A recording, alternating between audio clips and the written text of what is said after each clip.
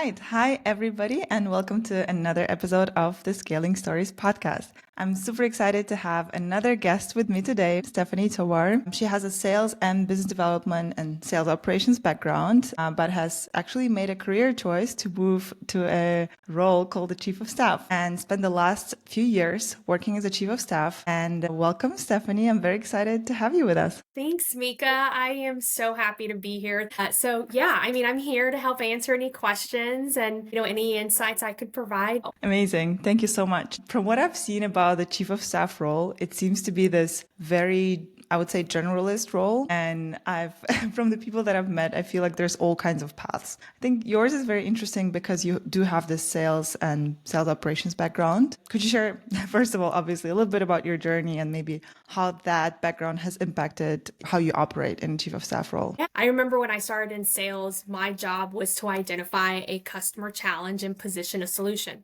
I learned very quickly that to be successful at solution selling, I needed to learn about the company, who their customers were, their business challenges, and even who their competitors were. I learned very quickly that a business owner needed to see my value very fast. So once I brought them the solution to their business problem or goal, I walked them through how I was going to implement and help execute. I think any top successful salesperson will tell you what drives success is a solid strategy, persistence, and a customer first mentality. Okay, I need a second to process that. It was strategy, persistence, and customer centricity, right? Yes, exactly. And I think that from an operation standpoint, I was always on the receiving end of sales processes and sales tools. So I thought about the ones that were the most successful, and I brought that knowledge and experience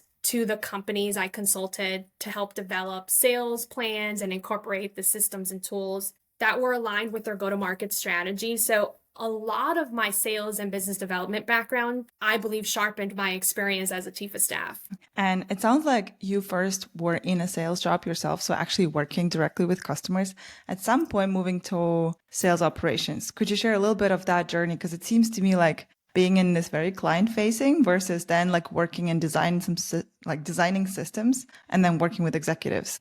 I think, as I said, being on the receiving end really helped, right? Because I was able to utilize the systems and the tools. I noticed when I started working with companies and consulting startups, I could shift between strategic discussions and tactical planning. When ideation or go-to-market strategies were changing and being discussed, people really started to look to me because of the experience I had, because I was utilizing the tools and the processes, I was familiar with the sales cycles. So I had organically noticed that I brought structure to these discussions. And in doing so, I was able to build and implement strategic plans. As you know, companies are always changing. They're growing, navigating challenges, or building new products or services. So I noticed that I was able to use my ability to shift between strategy and tactical execution and bring this to the discussion. And I learned that as a chief of staff,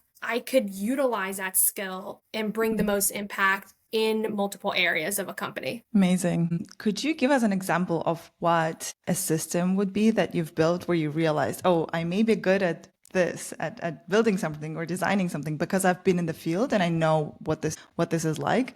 Because I think this is the realization that you had is like, oh, maybe a different kind of role would be interesting for me. Yeah. So a very clear example would be a sales CRM. If an organization, if they have a set of sales individuals and they hire them and they say, hey, I want you to go build the market and I want you to go sell. Okay, most salespeople are going to build a strategy. They're going to, look at the segments in the market. However, without a CRM tool and the right CRM tool, how are you going to measure if the salesperson is really targeting the right segment, if they're really building your market the right way? So I would say knowing the different sales CRMs that exist, being on the receiving end of utilizing those, I utilize them not only to track customer satisfaction, but really help manage your customers. Are you retaining them? I think a lot of what I was able to do in the field utilizing CRM tools, I was able to then come to the companies and say, okay, here's what is missing. All right. With all of this experience and with understanding both of being in the field and then building systems for people in the field, you made a choice to move to chief of staff role. I'm curious. I've heard so many different definitions of a chief of staff role. To you personally, what is the key responsibility of a chief of staff, and what are they being hired for? It's interesting because you talk about everyone having such a diverse background. Where they became a chief of staff and how they became a chief of staff. I remember I was working with a startup once and I had met a chief of staff and he had his tentacles in every aspect of the business, every new business initiative, operational discussion. He was there. And so one day I asked him, I said, what is your day-to-day like? Like he and I would shift between strategic meetings and implementation. And we were always, just flowing between these meetings. And I asked him and he was telling me his day-to-day and I had a light bulb moment. I said, oh my God, I think I found my new path.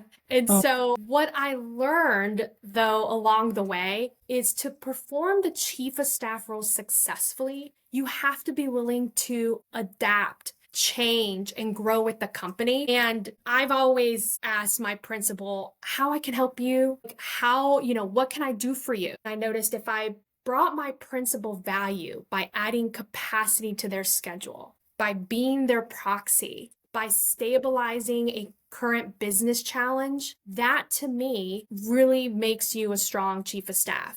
And so in thinking about your question, I would say you have to be the person that changes and adapts with the organization. And you have to be able to have your tentacles in every aspect of the business to help drive growth. Wow, that's a very beautiful definition. So what I'm hearing is most critical aspects are flexibility, so changing with the organization, and then I guess some sort of persistence to keep understanding how to generate value for this company, for this executive. Yeah, very interesting aspects here. I know you spent quite some time as a chief of staff. What would you say are your biggest, like when you look back on those years, what would you say are your biggest learnings and lessons from that time? So I would say you actually said it, but I would say you have to think of the value you bring, right? To me, that could be to your principal, leadership team, individual contributor collaborating with you on a project.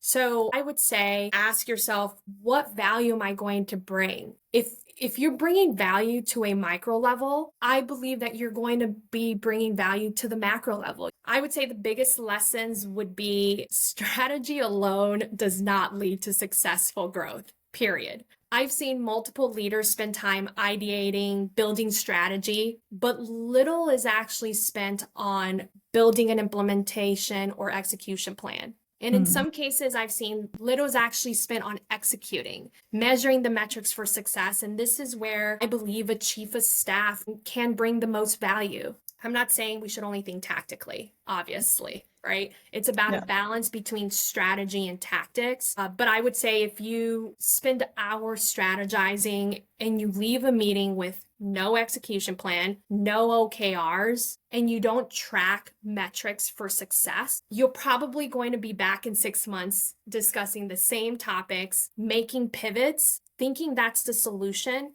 and the results won't be different. That is so interesting. From your perspective, or maybe how you actually decided that you were going to create value is by creating this link between strategy and execution. That is super interesting. I mean, people always say, like, are you spending enough time in your, like, as an executive, are you spending enough time on the strategic initiatives? Are you doing enough in this direction? But then you're coming in and saying, you have to make sure that you actually execute. Exactly. Do you have a story, or can you think of a situation where maybe things didn't go so well executing, or maybe did go so well, and maybe some of your like very concrete learnings that we can pass to the audience and share your secrets of how to actually execute? I mean, I'll give you an example. Where I saw things didn't go very well is, when I was spending time with an organization and they had spent 3 or 4 days, really looking at why the product, wasn't going well. But the problem is they left these meetings after 2 or 3 days and no one managed what the deliverables were. What were you really striving to achieve? What were you trying to accomplish? If no one's actually managing that when you leave the room, that is where I've seen things go awry Mm. because you're not really tracking. Like, how do Susie May is really accomplishing the three things that, they're going to be doing, right? Things are going very, very fast. So if no one is actually staying on top of what are the goals, what are we trying to accomplish, what is success going to look like, then that is where I think things have gone awry. Yeah. What I'm taking away from here is so defining ownership. So who is going to drive certain things, defining deliverables, so the desired outcome. And then I think another thing you mentioned was, I guess, timeline. So when these things are supposed to happen, do you have a certain framework? I know that some chiefs of staff, for example, they talk in the language of OKRs, right? There's like very clear strategic objective, and then there's key results, and then I think there's KPIs also. Do you have a framework that you like working with that helps you ensure that the execution goes smoothly? Yeah. So if you haven't already noticed this, I'm a big fan of all of that, all of the above. Yeah. So I'm a big fan of OKRs, KPIs. I think the best one is what makes sense for the company, right? So my job isn't to come to a business and say, hey, we have to use this specific framework for OKRs, or we have to use this KPI. It's really what makes sense for the organization. What I think we should be doing is we should be using some form of OKRs, a combination of OKRs and a KPIs, or at least at the bare minimum, one of them. If your company is not used to doing that, then I would start small and start with what feels comfortable in the organization. Because remember, OKRs and KPIs, you can't just implement that alone. You have to have support from the leadership team so that you can build that for them and their teams. And then you also have to have support with the downstream, right? With the individual contributors. So I think to me, the answer is what makes sense for the organization. But to me, I'm a fan of all of them. I think all companies should have some form of it because I think that's the best way that you're going to measure and see success. I think it's a very interesting topic. Obviously, it's a very broad one. I think it's kind of timeless. Organizations and leaders talk a lot about how to best measure success. How do we make sure this happens? And I guess I'm curious about also what are the questions that leaders can ask themselves that will help them understand if and what kind of metrics they should actually introduce in their company. I know you said there's like certain criteria have to be met, right? You have to have leadership buy-in. Is there anything else that you can pass along that needs to happen? I would say leaders should ask themselves, what are we trying to accomplish? Right? Is it short-term or long-term goals? If you start there, that's going to help guide you as to whether should we choose to focus on OKRs or should we focus on KPIs? Should we do a combination of both? And then you have to meet with your leadership team and you have to make sure that they believe in in the mission. If your goal is to, you have to generate revenue for this new line of product, and you want to do that in 60 days, quickly because you want to get ahead of your competitors, you want to have them have buy-in. So you definitely want to ask yourself, what's the state of the leadership team?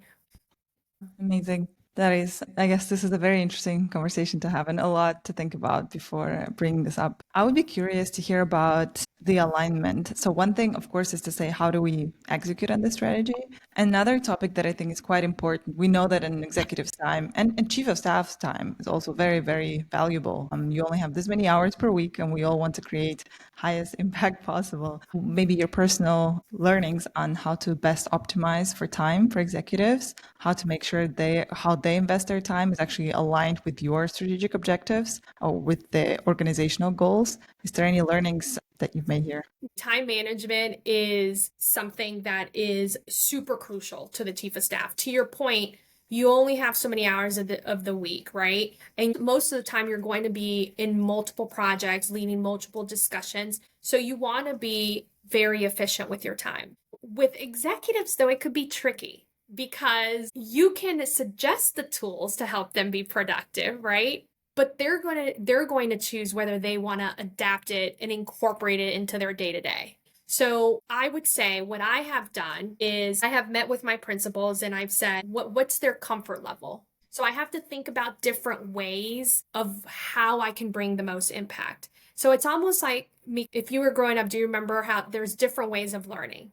Someone learns by listening, someone learns by reading. So making someone who learns best listening, making them use Smartsheet to track all the priorities, and it's probably not going to help. So what I've done is in those instances, I've kind of set my 101s. I've set my, whether it's weekly, monthly, I always recommend weekly, right? At least 2 touch points with your principal. But I would just read what is priority for the week, listed. And then if something isn't a priority, I just go down the list and I say, do we need to reprioritize these? And so I don't have the person look through OneNote or Smartsheet because that's not the way that they want to work.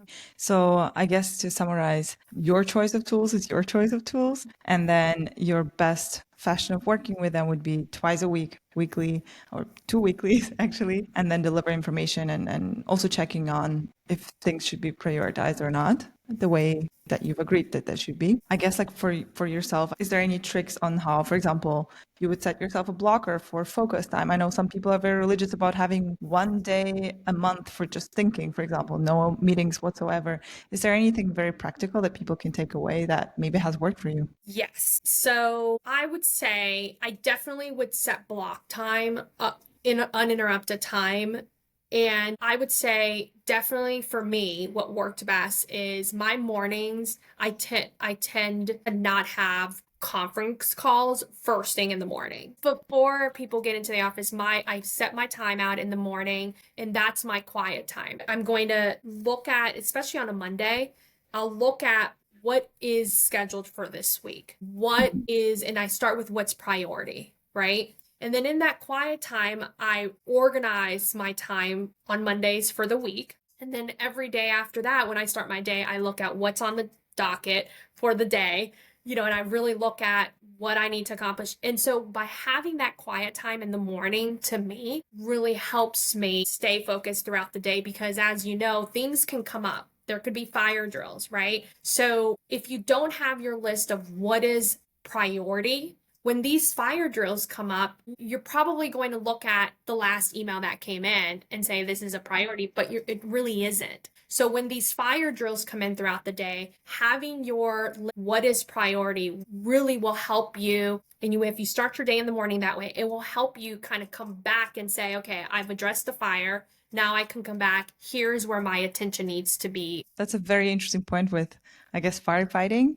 I was recently speaking with a chief of staff, and they were saying how they have an ideal ratio almost between working on building the business, strategic initiatives, so everything that they've planned for the future, versus running the business today. And that can include firefighting. I think their ideal ratio was something like 60-40. So if they're spending at least 60% of their time on the strategic and long-term initiatives, they know they're good. Whenever firefighting takes more than 80% of their time, they know this is not. Would you say there's a ratio that you would also say like this is ideal for me, this is how much I can actually execute on at a very good pace? Yes. I mean, I might agree with the person, this ratio. Well, first of all, when fire drills come up, I always think about, okay, how did this come up and why? Could we mitigate this? The more proactive you are, the better it's going to be because it's going to cause less chaos. And by being proactive to mitigate that, you can pay attention and focus on the bigger strategic initiatives, right? So what I would say is every time there is a fire, I always ask like, why did this happen? Could we have avoided it? And then you look at that and then your goal is to try to avoid it. If it happens one too many times or or the same fire drill is happening, you really have to address it and maybe it should be a bigger operational discussion, right? So I don't think I would change the ratio. I think what I would say is when you have a fire drill, you should ask, why is it happening? Could we have avoided this? And then you may need to discuss it. If it happens more frequently, you bring it up in a discussion with the leadership team, operations, and see, is this something that is a side effect of a bigger issue? And then you can have those discussions and prioritize it accordingly. Yeah, I love that. So instead of only looking at the ratio, analyze the root cause of the fire and see if, again, coming back to the system design, do we need to redesign our system? Is this fire coming up all the time? So not only addressing the ratio, but also making sure your system works better over time. Exactly. Yeah. Yeah. Okay, great. Stephanie, this has been super, super interesting. I would love to hear, as a woman in business, do you have any career advice for young women or any women actually working and pursuing their careers? I guess in chief of staff roles, but maybe also beyond that. Anything that you've learned along the way that you'd love to pass to the audience? I would say obviously you've seen I've had different roles in my 14 years. I always took on more responsibilities. I led projects. I went out of my comfort zone. I always thought about how I could bring value to customers, companies I worked with. So I would say learn about the companies, learn about their business goals, their customers, their products and processes. And I've always applied the same approach I had in my selling days to my role as a chief of staff, which is seeking a solution to a business goal or challenge. For women in business, as I look back, I would say always be confident. Stand tall with your head high in any setting, even if you're the only woman in the room. I've been there. Build a strong background and experience and always lead with that. I think that there's nothing a woman cannot do if they have the ability and desire to do it. So can I be a pilot? Sure. Do I have the ability to be a pilot? No. So I guess I would summarize my advice as remain eager, be self-aware of your abilities and your impact on others. Don't be afraid to go out of your comfort zone. Be a team player. I guess, of course, always bring value. Saying, wow, this is a very powerful statement. People can do anything. I was actually speaking to a professor of mine, funnily enough, and he was saying he's well in his 70s, and he was reflecting a little bit on like his career and everything. And then he actually told me, you are a young woman in business at the moment, and like the observations he's made is that women tend to criticize themselves way more often from his experience. It's funny because I didn't really say it. I was just like, hey, any advice that you can give me? He's like, whenever you're about to criticize yourself, just remember you're way more likely to be doing this right now than I was when I was a younger person. So that was a very interesting insight from him. Yeah. Yeah, no, I mean, I would agree. I mean, there's nothing we can't do. We just have to have the desire and ability to do it.